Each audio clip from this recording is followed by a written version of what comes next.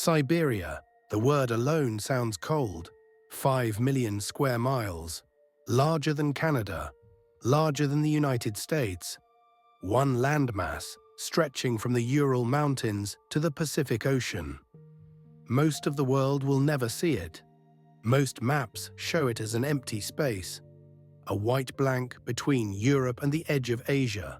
But it is not empty. Forests cover the south, millions of square miles of pine, spruce, and larch. The Taiga, the largest forest on Earth. Above it, the tundra begins. Flat, frozen, treeless, it reaches all the way to the Arctic Ocean. Rivers run through everything: the Ob, the Yenisei, the Lena. They are among the longest in the world. In summer they flow, in winter they freeze solid. Lake Baikal sits in the south, the deepest lake on the planet. It holds 1/5 of all the fresh water on Earth. Winter here lasts 8 months. Temperatures fall to -50, -60. Colder than Antarctica on some days. The ground is frozen year-round.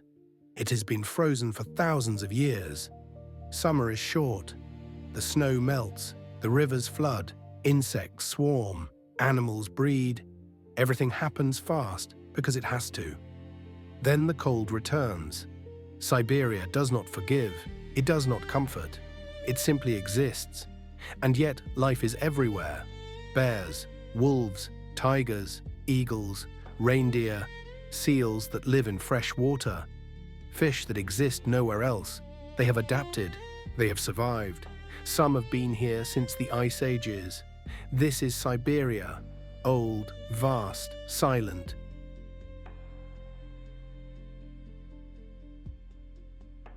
Siberia is not one place, it is many. In the south, mountains rise along the borders. The Altai, the Sayan, the Stanovoy, peaks covered in snow, even in summer. Glaciers hang in the valleys. Rivers are born here, fed by ice that has been melting and refreezing for centuries. The Altai is where Russia meets Mongolia, China, and Kazakhstan. 4 countries touch at these mountains. The peaks reach over 14,000 feet. Valleys cut deep between them. In winter, the snow comes early and stays late.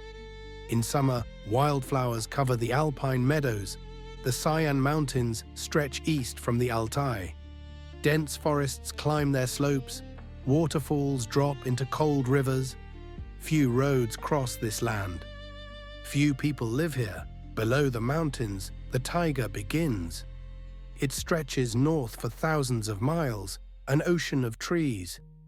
From above, it looks endless, because it nearly is. This is the boreal forest, the green belt of the north. It wraps around the planet, but nowhere is it wider than in Siberia. The forests give way to wetlands, bogs and marshes, ground too wet to walk on, too thick to swim through.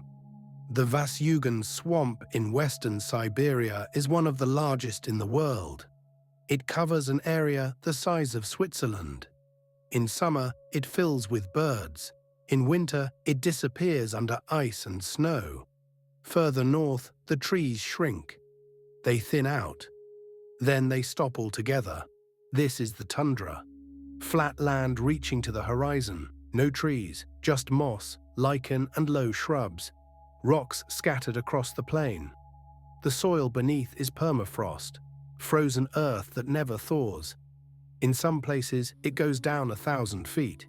In others, nearly a mile. The permafrost holds secrets, mammoth bones, frozen plants from 10,000 years ago. Sometimes the ice melts and reveals things that have been buried since the last ice age. Rivers divide the land. They are the highways of Siberia. The Ob flows north from the Altai Mountains. It is one of the longest rivers in the world. Wide and slow, it moves through the taiga and wetlands before emptying into the Arctic Ocean. In spring, when the ice breaks, the floods spread for miles. The Yenisei runs from Mongolia to the Arctic. It is deeper than the Ob. faster. It carries more water to the ocean than any other Russian river. The land along its banks changes from steppe to forest to tundra as it moves north.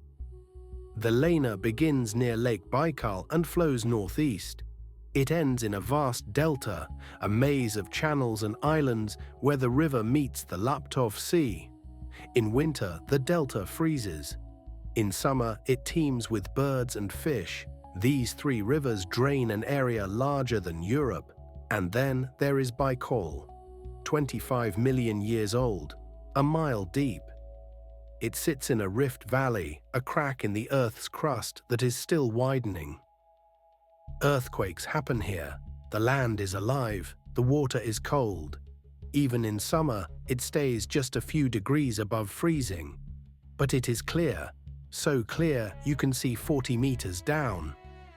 The lake holds more fresh water than all the Great Lakes combined. 1/5 of all the fresh water on the planet that is not frozen.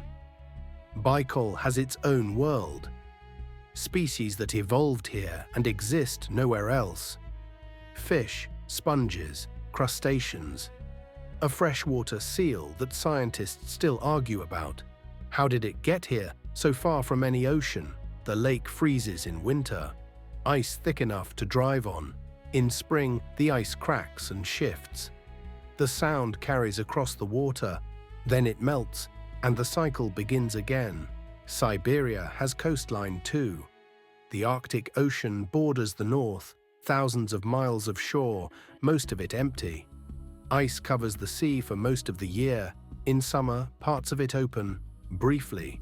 The edge of the ice retreats, then returns. The land changes with the seasons. Rivers flood and freeze. Forests turn gold and then white. The tundra blooms for a few weeks, then goes brown and silent. But the scale stays the same. Big, quiet, old. The taiga covers more land than any other forest on Earth, from the Ural Mountains to the Pacific, from the tundra's edge to the borders of Mongolia. Millions of square miles of trees. Larch, spruce, pine, fir, birch where the soil is wet. Cedar in the eastern reaches. In the west, the forest is dense. Trees grow close together. The ground is soft with needles and moss. Mushrooms push through the soil in autumn. In the east, toward Yakutia, the taiga thins. The larch dominates here, the only conifer that drops its needles in winter. The trees stand bare against the snow, looking dead but only waiting. In spring, the needles return. Winter in the taiga lasts 8 months. Snow falls in October and stays until May. Temperatures drop below -40. The cold is dry and sharp. The days grow short. In December, only a few hours of pale light. The forest goes silent. Most birds have gone south. The brown bear sleeps through it. 5 or 6 months in a den dug into a hillside. Wolves do not sleep. Packs move through the snow, hunting elk, deer, wild boar. They go days without eating, then feed well. A pack's territory can stretch hundreds of miles. The Siberian musk deer hides in dense growth, small and shy. No antlers, just long teeth curving down like fangs. It freezes when threatened, trusting camouflage. Elk browse the meadows, the largest deer in the world. Bulls weigh half a ton. Antlers spread 6 feet wide. In autumn they fight. The sound echoes through the trees. Wild boar root through the forest floor, tough and adaptable. Many die in hard winters. Enough survive. Smaller creatures fill the spaces. Sable hunting in the branches. Pine martens chasing squirrels.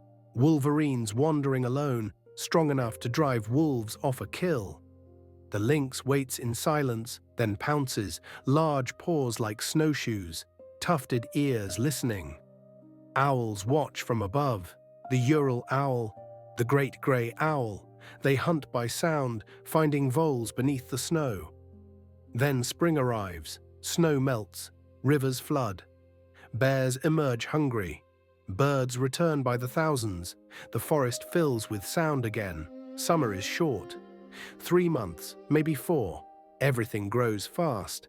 Animals feed constantly. Mosquitoes swarm in clouds thick enough to drive elk into the rivers. In the far east, near the Pacific, the forest changes. Broadleaf trees mix with conifers. The undergrowth grows thick. The climate is milder here. This is where the Siberian tiger lives, the largest cat in the world. A male weighs over 600 pounds. His territory spans 400 square miles. Tigers hunt elk, boar, deer, sometimes bears. They ambush and strike fast. Fewer than 600 remain in the wild. Only here, in this far corner. The taiga has endured ice ages and wildfires. It asks nothing. It simply grows, century after century. North of the taiga, the trees give up. The tundra begins. A flat, treeless plain stretching to the Arctic Ocean. Thousands of miles of open land. Moss, lichen, low shrubs pressed against the ground. Nothing grows tall here. The wind won't allow it. It blows across the plain with nothing to stop it. In winter, it carries snow sideways. In summer, it dries the thin soil. Beneath the surface lies permafrost, frozen ground that never thaws. It goes down hundreds of feet, sometimes thousands. It has been frozen since the last ice age. In summer, only the top layer melts. A few inches of mud and water. Plants grow in this shallow skin. Their roots spread wide but never deep. There is nowhere to go. Winter on the tundra is brutal. Temperatures fall to -50, -60. The sun disappears for weeks. Darkness and wind and cold. Nothing moves. But life exists here. The reindeer live on the tundra, hundreds of thousands of them. They travel in herds, always moving. In summer, they graze the open plains, eating grass and lichen. In winter, they dig through snow to find food beneath. Their hooves are wide and flat, built for walking on snow and soft ground. They can smell lichen under 2 feet of ice. Wolves follow the herds. They watch for the weak, the young, the sick. A healthy reindeer can outrun a wolf. But wolves are patient. They wait. The Arctic fox survives here too, small and quick. In winter, its coat turns white. In summer, brown or grey. It eats whatever it can find. Lemmings mostly. Also birds, eggs, scraps left by larger predators. Lemmings are everywhere, small rodents that tunnel under the snow. Their population rises and falls in cycles. In good years, they cover the tundra. Then they crash. The foxes, owls, and other hunters crash with them. The snowy owl hunts by day, white feathers blending with the snow, yellow eyes watching for movement. When lemmings are plentiful, the owls raise large broods. When lemmings are scarce, the owls fly south, sometimes as far as Europe or America. Musk oxen stand against the cold, built like survivors, short legs, heavy bodies, long shaggy coats that reach almost to the ground. They have been here since the mammoths walked. When wolves approach, musk oxen form a circle. Adults facing out, calves in the center. Their horns curve down and up like hooks. Wolves rarely break through. Summer on the tundra is brief, 2 months, maybe 3. The snow melts fast, water pools everywhere. The ground is too frozen to absorb it. Shallow lakes appear overnight. Birds arrive by the millions. Geese, ducks, swans, sandpipers, plovers. They fly from Africa, from Asia, from as far as Australia. They come to breed. The tundra offers what they need: space, food, long days. Siberia belongs to the hunters. They move through the forest and across the tundra. Wolves, Bears, tigers, lynx, each one shaped by this land, each one built to survive where survival is not guaranteed. The wolf is everywhere, from the Urals to the Pacific, from the Taiga to the Arctic coast. No predator has a wider range. Siberian wolves are larger than their European cousins. Thick fur, long legs, built for distance. A pack can travel 50 miles in a day. They move in silence, single file, stepping in each other's tracks to save energy. Packs are families, a breeding pair and their offspring. Sometimes 10 wolves, sometimes 20. They hunt together, sleep together, raise pups together. In the taiga, they hunt elk and deer. On the tundra, reindeer. In lean times, they take hares, birds, anything they can catch. Wolves are not picky. They cannot afford to be. The brown bear takes a different approach. It does not chase. It does not run. It walks through the forest like it owns everything. Because in many ways it does. Siberian brown bears are among the largest in the world. Some weigh over 1,000 pounds. They eat whatever the season offers. Berries in summer. Salmon where rivers allow. Roots and insects. Carrion when they find it. A bear will take a kill from wolves. It will dig rodents from their burrows. It will raid bird nests for eggs. Opportunist, survivor.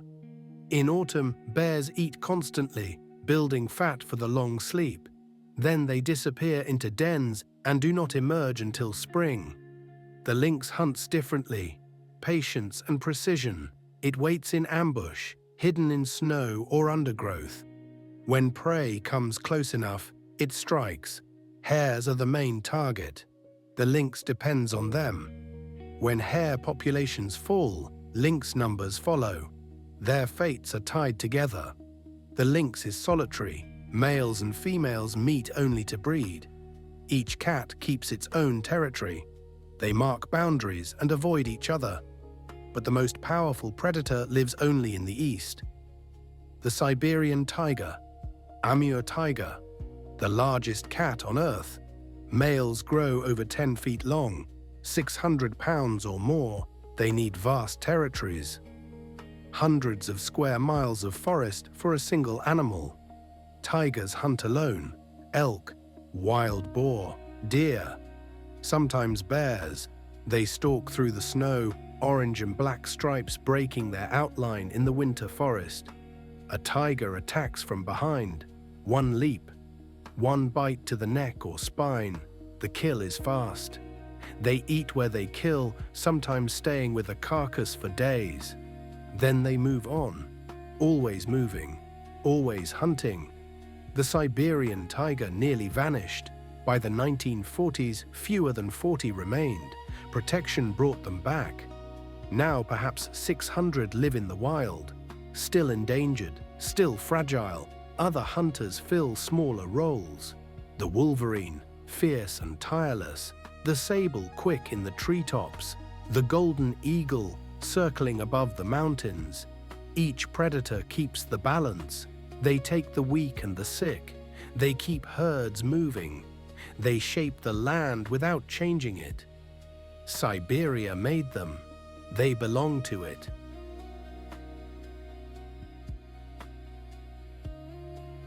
The predators cannot exist alone. They need prey. Siberia provides. Millions of animals grazing the plains, browsing the forests, digging through snow for food. They are the foundation. Without them, the hunters starve. The reindeer is the most numerous. Vast herds move across the tundra. Thousands of animals traveling together. In spring, they walk north. In autumn, south. The same routes their ancestors followed for thousands of years. Reindeer eat lichen. It grows slowly on rocks and frozen ground. Not much nutrition, but it survives the cold. The reindeer scrape through snow to find it.